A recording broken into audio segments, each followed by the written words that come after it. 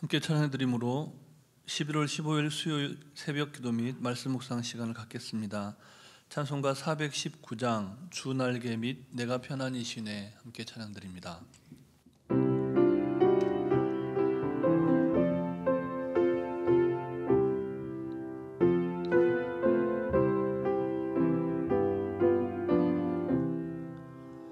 주 날개 및 내가 편안히 쉬네 밤 깊고 비바람 불어쳐도 아버지께서 날 지켜주시니 거기서 편안히 쉬리로다. 주 날개 및 결혼하다 그 사랑 그늘 찬위뇨.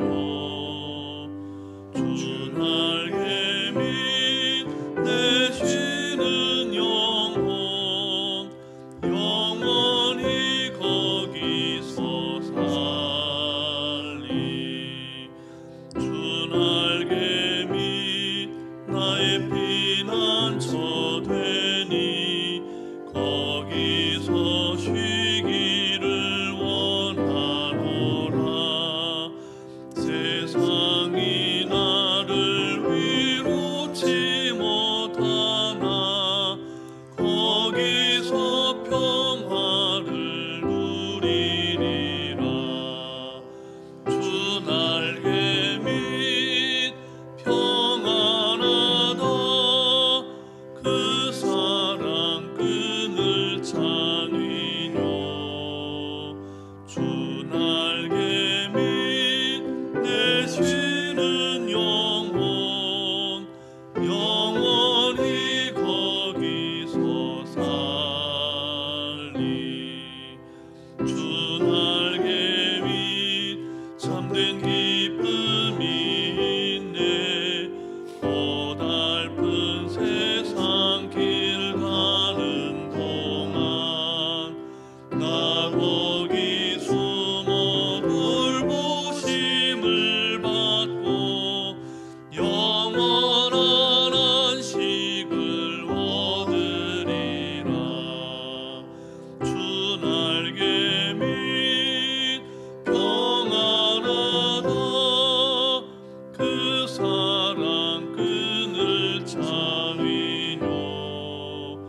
주 날개 및 내 쉬는 영혼 영원히 거기서 살리. 사랑과 은혜가 충만하신 살아계신 하나님 아버지, 지난 밤도 우리 한 사람 한 사람을 눈동자같이 지키시고 주의 날개 그늘 아래에 감추어 주셨다가 이 아침에 새 생명의 호흡으로 주님을 찬송케 하시고 말씀과 기도로 나아가게 하시니 감사를 드립니다. 오늘도 하나님께서 허락하신 너무나 귀하고 복된 하루인 것을 고백하오니 우리에게 한 말씀 들려주시고 들려주신 말씀을 말씀되게 살아내는 하루, 그래서 하나님께서 예비하신 복과 은혜를 충만히 받아 누리는 하루 되게 해 주시옵소서. 오늘도 우리에게 친히 말씀하시며 우리를 푸른 초장 쉴 만한 물가로 인도하시는 우리 구주 예수 그리스도의 이름으로 기도드립니다. 아멘. 계속해서 우리에게 주시는 하나님 말씀은 구약성경 욥기 11장 말씀입니다. 욥기 11장 1절부터 20절까지 말씀을 함께 교독하시겠습니다. 나아마 사람 소발이 대답하여 이르되 말이 많으니 어찌 대답이 없으랴. 말이 많은 사람이 어찌 의롭다 함을 얻겠느냐. 내 자랑하는 말이 어떻게 사람으로 잠잠하게 하겠으며 네가 비웃으면 어찌 너를 부끄럽게 할 사람이 없겠느냐. 내 말에 의하면 내 돈은 정결하고 나는 주께서 보시기에 깨끗하다 하는구나. 하나님은 말씀을 내시며 너를 향하여 입을 여시고 지혜의 오묘함으로 내게 보이시기를 원하노니 이는 그의 지식이 광대하심이라. 하나님께서 너로 하여금 너의 죄를 잊게 하여 주셨음을 알라. 네가 하나님의 오묘함을 어찌 능히 측량하며 전능자를 어찌 능히 완전히 알겠느냐. 하늘보다 높으시니 내가 무엇을 하겠으며 스올보다 깊으시니 내가 어찌 알겠느냐. 그의 크심은 땅보다 길고 바다보다 넓으니라. 하나님이 두루 다니시며 사람을 잡아 가두시고 재판을 여시면 누가 능히 막을 소냐. 하나님은 허망한 사람을 아시나니 악한 일은 상관하지 않으시는 듯하나 다 보시느니라. 허망한 사람은 지각이 없나니 그의 출생함이 들나귀 새끼 같으니라. 만일 내가 마음을 바로 정하고 주를 향하여 손을 들 때에 내 손에 죄악이 있거든 멀리 버리라. 불의가 내 장막에 있지 못하게 하라. 그리하면 내가 반드시 흠없는 얼굴을 들게 되고 굳게 서서 두려움이 없으리니 곧 내 환난을 잊을 것이라. 내가 기억할지라도 물이 흘러감 같을 것이며 내 생명의 날이 대낮보다 밝으리니 어둠이 있다 할지라도 아침과 같이 될 것이요. 내가 희망이 있으므로 안전할 것이며 두루 살펴보고 평안히 쉬리라. 내가 누워도 두렵게 할 자가 없겠고 많은 사람이 내게 은혜를 구하리라. 그러나 악한 자들은 눈이 어두워서 도망할 곳을 찾지 못하리니 그들의 희망은 숨을 거두는 것이니라. 아멘. 우리가 계속해서 욥기를 통해 살펴보는 바와 같이 하나님께서는 고난을 통해서도 말씀을 하십니다. 그런 고난의 한복판에서는 우리가 겪는 고난의 의미를 제대로 깨닫지 못할 수 있다는 것을 기억해야 합니다. 욥이 그랬습니다. 너무나 고통스러웠기 때문에 차라리 태어나지 않았더라면 좋았을 것이라고 자신의 삶을 탄식했습니다. 허공을 향하여 부르짖어 보고 절규해 보지만 여전히 아무런 응답이 들려오지 않습니다. 그러는 사이에 위로자로 찾아온 친구들과 말로써 논쟁이 붙습니다. 우리가 분명히 하고 가야 할 사실은 친구들과 논쟁을 벌였던 욥의 상황이 그가 환난을 당했던 처음과 조금도 달라지지 않았다는 겁니다. 특히 그가 당하는 육체적인 질병으로 인한 고통은 여전했습니다. 너무나 큰 상실로 인한 충격의 여파도 채 가시지 않은 상태였습니다. 그런데 위로하기 위해서 찾아왔던 친구들이 마치 지진으로 폐허가 된 도시에 또다시 폭탄을 떨어뜨리듯이 각자의 말로 욥의 마음을 더욱 아프게 만들었습니다. 어쩌면 욥은 네가 내 고통을 알아? 네가 내 슬픔을 아냐고 이렇게 소리치면서 친구들의 입을 틀어 막을 수도 있었습니다. 하지만 욥은 그렇게 하지 않았죠. 기나긴 친구들의 말을 다 듣고 자신의 심경을 이야기함으로써 계속해서 이 욥기의 서사를 이야기를 이어가고 있습니다. 그런데 오늘 소발의 말은 이전에 욥의 두 친구가 했던 말과는 결이 다릅니다. 욥의 입장에서 본문을 살펴보면 욥이 듣기에 너무나 또 과격하고 아주 투박한 그런 표현으로 말을 합니다. 본문 1절과 2절 말씀을 우리 다시 함께 읽겠습니다. 나아마 사람 소발이 대답하여 이르되 말이 많으니 어찌 대답이 없으랴. 말이 많은 사람이 어찌 의롭다함을 얻겠느냐. 아멘. 참 말 많네. 도저히 듣고만 있을 수 없구만. 이 소발의 말이 이런 뜻입니다. 자네의 짓거리는 소리를 듣고 누가 입을 열지 않을 수 있겠는가? 그 빈정거리는 소리를 듣고 누가 핀잔을 주지 않을 수 있겠는가? 지금 소발이 욥에게 이렇게 말하고 있다는 겁니다. 아파 죽겠는데, 차라리 죽었으면 좋겠는데 도대체 왜 내가 이렇게 고난을 받아야 하는지 도무지 모르겠기에 절망하고 또 절규하고 있는데 친구로부터 너무나 사랑하기 때문에 위로하고자 찾아온 친구로부터 이런 말을 들어야 했다는 것이죠. 욥이 어떤 마음이었겠습니까? 소발은 그런데 거기에 그치지 않습니다. 본문 5절과 6절 말씀도 우리 다시 함께 읽겠습니다. 하나님은 말씀을 내시며 너를 향하여 입을 여시고 지혜의 오묘함으로 내게 보이시기를 원하노니 이는 그의 지식이 광대하심이라. 하나님께서 너로 하여금 너의 죄를 잊게 하여 주셨음을 알라. 아멘. 이 소발의 신념과 그에 따른 욥에 대한 평가는 매우 단호했는데요. 욥은 죄를 지었고 그로 인해서 지금 벌을 받고 있다. 이것이 소발의 판단이었습니다. 사실은 더 큰 벌을 받아야 했지만 하나님께서 자비로우셔서 너의 죄를 잊게 해주셨고 그만큼 적게 벌 받은 것에 대해서 오히려 감사해야 한다. 이런 투로 말을 하고 있는 겁니다. 욥에게 얘기하는 이 소발이 말한 하나님에 대한 지식 자체에는 오류가 없습니다. 하나님께서는 분명히 죄 지은 자를 벌하시고 또 의로운 자에게 복을 주시는 공의로우신 하나님이십니다. 그런데 무엇이 문제입니까? 이 소발의 문제는 하나님에 대한 지식의 오류가 아니라 잘못된 적용에 있다는 겁니다. 소발은 욥에게 하나님의 위대하심과 무한하심을 강조하고 있죠. 그리고 그와 같은 사실에 근거해서 욥이 자기가 하는 권면을 수용할 것을 받아들여 주기를, 내가 너에게 하는 말을 듣고 그 말대로 따라서 행해라, 이것을 강요하고 또 기대했다는 겁니다. 소발은 마치 법정에서 욥의 죄를 추궁하는 검사처럼 말했습니다.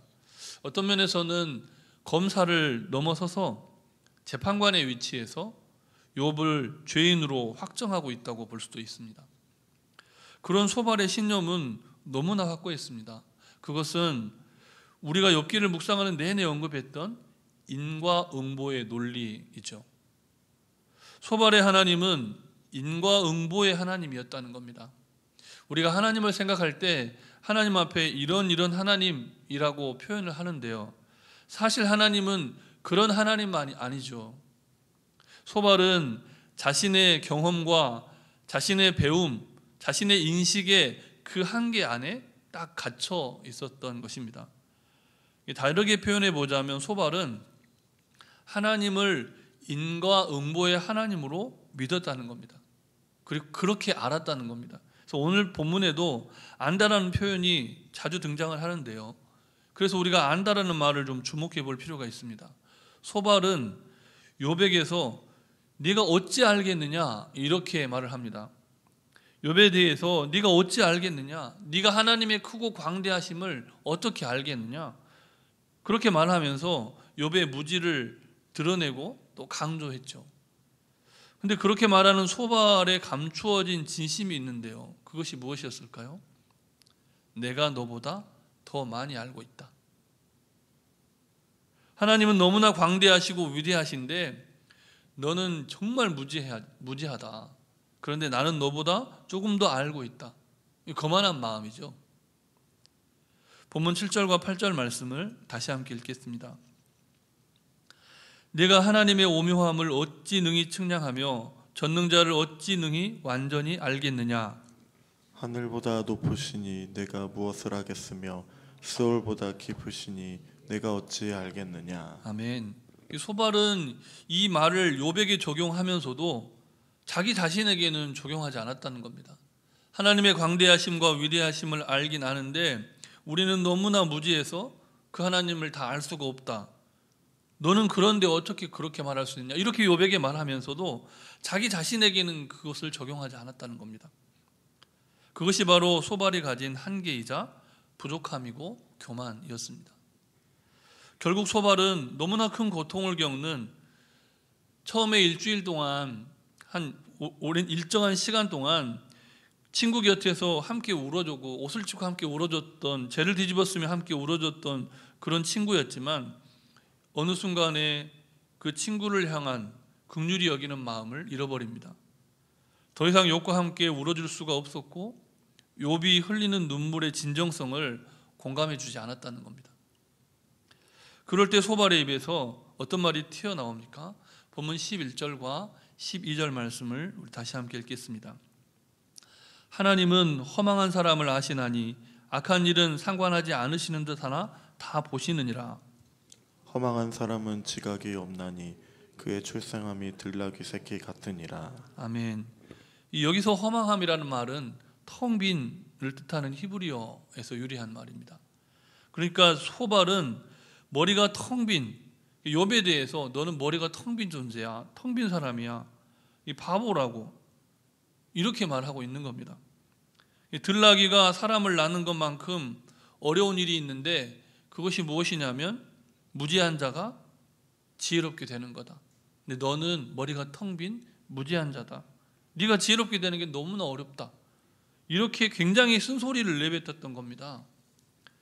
그렇게 말한 소발의 본심을 이해하지 못하는 바는 아닙니다. 그렇게라도 말해서 욥이 좀 자신의 상황을 제대로 이해하기를 바랐던 것이 소발의 마음이었죠. 그러나 이유를 알 수 없는 가운데, 인과응보의 원리로도 도무지 이해되지 않는, 이유를 알 수 없는 가운데 처참한 고난을 겪던 욥에게 이전에 지은 죄가 있는지 살펴보라.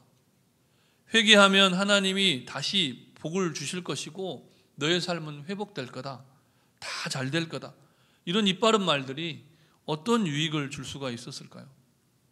심지어 소발은 20절을 통해 욥이 죽기를 원하는 것조차 그가 죄인임을 드러내는 증거라고까지 그렇게 이해하고 또 그렇게 말을 전하고 있습니다. 욥에게 그런 말이 어떤 위로가 되고 어떤 해답이 되었겠습니까?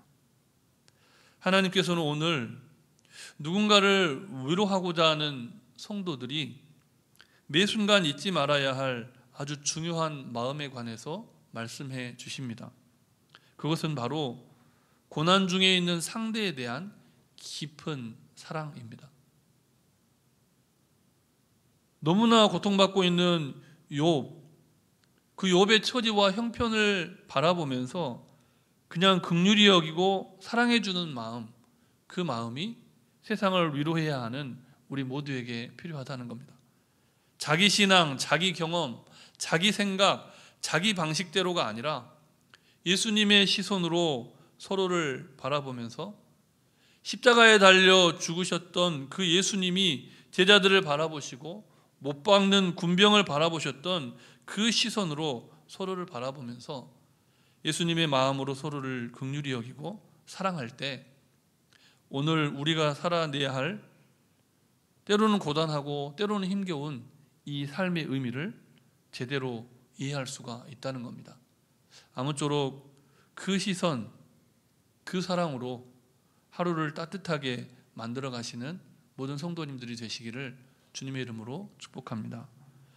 우리 주신 말씀을 기억하시면서 잠시 기도하실 때 먼저는 어리석은 말로 고난을 겪는 이웃을 괴롭히지 않고 예수님의 마음으로 서로를 긍휼히 여기고 사랑하는 성숙한 믿음을 갖게 해달라고 기도하시고, 전쟁으로 고통받는 나라에 전쟁이 그치고 하나님의 평화가 충만히 임하도록, 또 환우들의 치유와 회복을 위해서 기도할 때 내일 수능을 치르는 수험생들을 위해서, 또 여러 가지 국가 시험을 준비하는 그런 수험생들, 또 입시생들, 취업을 준비하는 청년들, 또 진로를 위해서 기도하는 이들을 위해서 함께 합심하여 잠시 기도하시겠습니다. 사랑거리가 충만하신 하나님, 너무나 어리석은 말로 고난을 겪고 있는 욥을 위로하고자 하고 욥을 가르치고자 했던 소발의 모습을 봅니다. 하나님, 우리에게 예수님의 마음을 부어주시옵소서. 처음 서로를 바라볼 때 불쌍히 여기고 긍휼히 여겼던 그 마음을 다시 한번 회복시켜 주시옵소서. 사람의 마음, 사람의 생각, 사람의 경험, 자신의 지식, 자신의 지혜가 아니라 예수님의 마음으로 서로를 긍휼히 여기고 예수님의 마음으로 십자가 사랑으로 서로를 사랑하고 도와줄 수 있는 성숙한 믿음으로 나아가게 하여 주시옵소서. 우리가 바른 믿음을 추구하다가 사람을 향한 사랑을 잃어버리지 않게 하여 주시옵소서. 바리새인처럼 굳어져가는 마음이 있다면 예수님의 사랑으로 다시 한번 풀어지게 하여 주시고, 십자가에 피 흘리신 그 진한 사랑으로 서로를 긍휼히 여기며 사랑하며 평화할 수 있는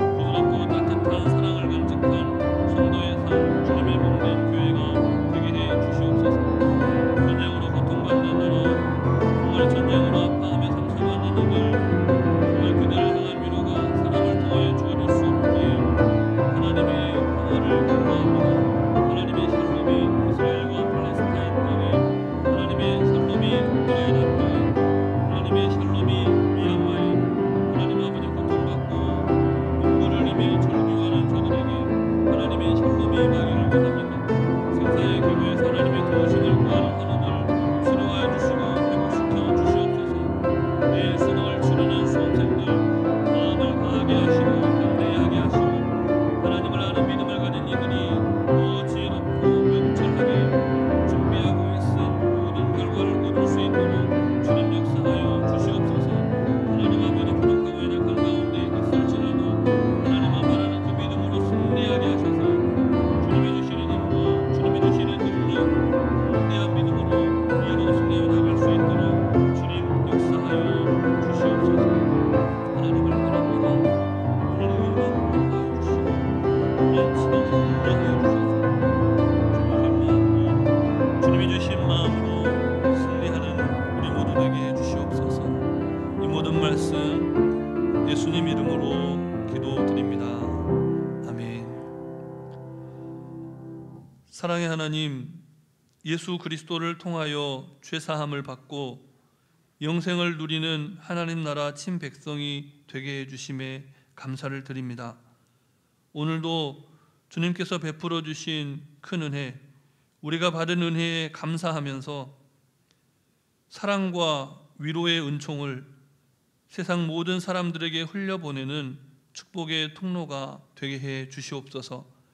서로를 판단하고 정죄하는 마음이 아니라 긍휼히 여기며 보듬어 주는 부드럽고 따뜻한 마음으로 교회와 가정과 일터를, 이 세상을 더욱 아름답게 가꿔가게 해 주시옵소서.